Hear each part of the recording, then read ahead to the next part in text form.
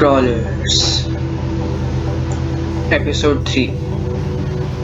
पिछले एपिसोड में आपने देखा कि उन्हें नीचे से एक अनाउंसमेंट की आवाज़ आती है। वो कहते हैं, हम जानते हैं कि तुम अंदर हो, हम अपने हवाले कर दो।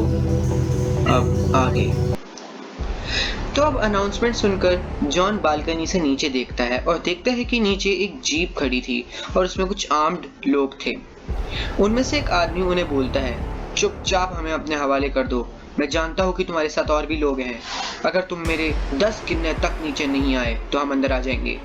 उसके बाद जॉन ने जो देखा, वो देखकर जॉन, जो इतना ज्यादा बहादुर था, सहम गया, क्योंकि उसकी यूनिफॉर्म पर जर्मनी का लोगो था। उस आदमी ने गिनना शुरू किया, 1 2 3 4। जॉन ने चिल्लाते हुए कहा, दरवाजा बंद करो जल्दी। जेड और ड्वेन फुल स्पीड से दरवाजे की तरफ भागे और इससे पहले वो दरवाजा बंद कर पाते, वो लोग अपनी जीप को फुल स्पीड में दरवाजे को टक्कर मारते हैं और जिससे दरवाजा और उसके पास की दीवार टूट जाती है और वो सब अंदर आ जाते हैं और उन सब पर राइफल्स तान देते हैं। वो बोलते हैं, सब घुटनों पर बैठो, हिलना मत, हम तुम्हें बख्श देंगे अगर तुम हमें अपना सारा गन बैकअप दे दो और हमारे साथ चलो। जॉन कहता है, देखो इस वक्त तुम लोग और हम लोग दोनों की जान खतरे में है। वो कहते हैं, इस वक्त क्रॉलर से ज्यादा खतरा तुम्हें हमसे है। जॉन कहता है, मैं तुम्हें गन बैकअप ढूंढ के दे सकता हूँ। वो आदमी कहता है, तुम्हें ऐसा करने की कोई जरूरत नहीं है, हम खुद ढूंढ लेंगे। अब वो अपने 2 आदमियों को राइफल देके उन खड़ा कर देता है और वो दोनों लोग जॉन की टीम पर राइफल तान देते हैं। उन लोगों को वो बैकअप नहीं मिल रहा था, तो जिस रूम के सामने उन्होंने जॉन की टीम को बंद किया था, वो उस रूम के अंदर चले जाते हैं और उसे बंद कर देते हैं। जॉन दिमाग लगाता है, वो चुपके से अपने साइड में रखे हुए एक छोटे स्टूल को उठाकर उस आदमी के मुंह पर मारता है और उसे नीचे गिरा देता है।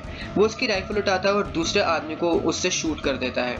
वो सबको बोलता है कि उस रूम के आगे वो साइड में रखी हुई कपबोर्ड को रख दे, इससे वो बाहर नहीं आ पाएंगे, और वो उस दरवाजे के सामने कपबोर्ड रख देते हैं। वो लोग गन शॉट की आवाज सुनकर बाहर भागने की कोशिश करते हैं, लेकिन वो नहीं खुलता। जॉन 2 ग्रेनेड्स निकालता है जो उसने अपनी आर्मी सूट में छुपाए थे। वो जल्दी से उस रूम की तरफ भागता है और उस रूम के दोनों जगहों पर 2 छोटी खिड़कियां थी और वो उनके अंदर से एक ग्रेनेड फेंकता है और वो सब दूर कूद जाते हैं और उस रूम के अंदर जो आदमी थे उन सबके चीथड़े उड़ जाते हैं।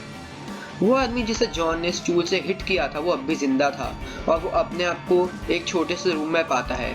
वो देखता है कि वो एक चेयर से बंधा हुआ था और उसके सामने चेयर पर जॉन बैठा था।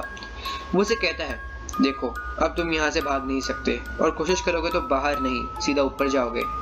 अब जॉन उस आदमी का इंटेरोगेशन करना शुरू करता है। वो कहता है, तुम्हारा नाम क्या है? वो आदमी कहता है, मेरा नाम पॉल बेकर है। जॉन कहता है, ओके पॉल, अब मुझे बताओ कि तुम लोग यहाँ क्यों आए थे? पॉल कहता है, हमें हिटलर सर ने भेजा था, उन्हें पता चला कि तुम लोग अब भी जिंदा हो। जॉन कहता है, तुम्हें पता कैसे चला? पॉल कहता है कि मुझे नहीं पता। ये सुनकर वो पॉल को जोर से स्लैप करता है और डर के मारे वो जॉन को सब बता देता है। पॉल कहता है, हमने अपनी बहुत ही खास एजेंट रूथ गेट्स को सोल्जर सूट पहनाकर तुम लोगों के पास भेजा था और उसने छुपके से हमें वॉकी टॉकी से सारी इंफॉर्मेशन दी थी। और क्या तुम्हें इन क्रॉलर्स के बारे में पता है? जॉन पूछता है। पॉल उसे कहता है कि मैं तुम्हें नहीं बता सकता। जॉन फिर उसके ऊपर गोली तान देता है और पॉल फिर कहता है, ये एक प्लेग है। हिटलर चाहते थे कि वो एक ऐसी दवाई तैयार करे जिससे सब लोग उनके काबू में हों और वो दुनिया के सबसे स्ट्रॉन्गेस्ट इंसान बन जाए। उन्होंने फिर दूसरे लोगों पर एक्सपेरिमेंट करना शुरू किया। वो अलग अलग जानवरों का डीएनए उनमें ट्रांसफर करने की कोशिश करते थे, लेकिन उनके हाथ कुछ नहीं लगता था। फिर उन्हें अपने साइंटिस्ट से एक स्नेक के बारे में पता चलता है जिसका नाम था द सॉ स्केल्ड वाइपर। वो स्नेक को बहुत मुश्किल से पकड़ कर लाते हैं। वो स्नेक का पॉइजन अपने एक आदमी के डीएनए से मिक्स कर देते हैं और उस पर कुछ एक्सपेरिमेंट्स करते हैं और फिर उसे एक कमरे में फेंक देते हैं।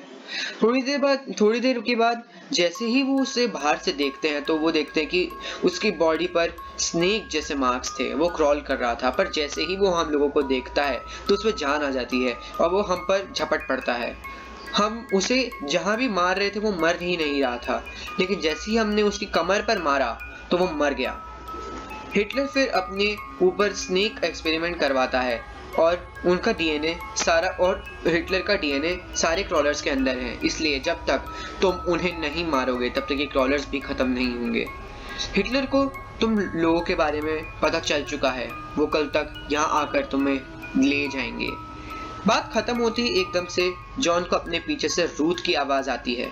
वो कहती है, अच्छा तो तुम्हें पता चल ही गया। जॉन देखता है कि वो उस पर गन ताने खड़ी थी। वो उसे कहती है, अगर 3 गिनने तक तुम मेरे साथ नहीं चले तो मुझे तुम्हें मारने में टाइम नहीं लगेगा। वो गिनना शुरू करती है लेकिन जॉन उसके साथ नहीं चलता। गिनती खत्म होने के बाद ही वो अपनी पॉकेट से एक इंजेक्शन निकालती है और अपने अंदर इंजेक्ट कर लेती है। उसकी आंखें बिल्कुल ब्लैक हो जाती हैं और वो जॉन को मारने के लिए उसकी तरफ भागती है। तो गाइज ये था हमारा इस सीरीज क्रॉलर्स का एपिसोड 3 का है, वो आपको बहुत ज़्यादा पसंद आया होगा। तो गाइज अब नेक्स्ट एपिसोड में आपको पता चलेगा कि अब रूथ क्या करेगी और अब जब हिटलर आएगा तो जॉन उसका मुकाबला कैसे करेगा। थैंक यू, तो बाय बाय।